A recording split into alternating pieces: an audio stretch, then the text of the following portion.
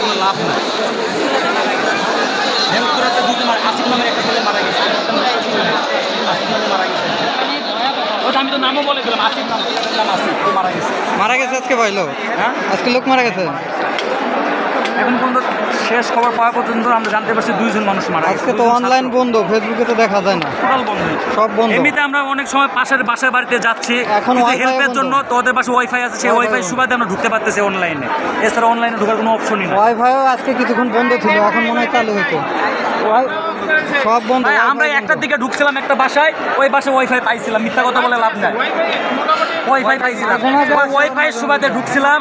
আমাদের হচ্ছে নর্দানের 2 জন ছাত্র মারা গেছে। একজন ছাত্রের নাম আসিফ, আর একজনের নাম বোধহয় কি, নামটা খেয়াল মনে নাই ঠিক শিওর মনে, তো আসিফ নামে একজন নিশ্চিত মারা গেছে আমাদের ওই নর্থ সাউথে। হ্যাঁ, ইউনিভার্সিটিতে। আর এখান থেকে আমরা ওই মাথায় ছিলাম, তো ওখান থেকে খবর পাইলাম ওখানে 2 জন গুলিবিদ্ধ হয়েছে, তবে মারা যায় না এখনো, তবে আশঙ্কাজনক অবস্থায় আছে, তবে মারা যায় নাই।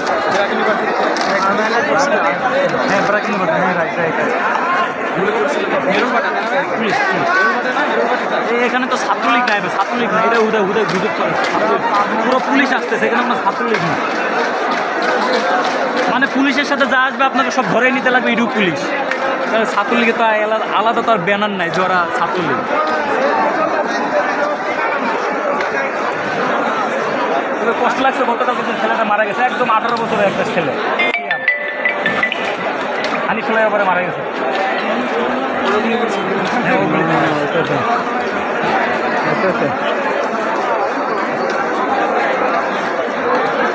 পৃথিবীর সভ্য দেশে হলে সামরিক বাহিনী জারি হয়ে যায়, যে কোনো দেশে। ভাই গুলি করে না, আমি তো নিয়ে আসছি, আমি এটা পকেটে করে নিয়ে আসছি, আমরা পকেট থেকে বুলেট বার করে আমি তো নিচে আমি রাখি দিয়ে আসি গুলি। হ্যাঁ, এটা তো গুলির খোসা, খোসাই তো এটা গুলির থেকে সোর্স ছিল। শর্টগান না, এটা হচ্ছে আপনার রাবার বুলেট।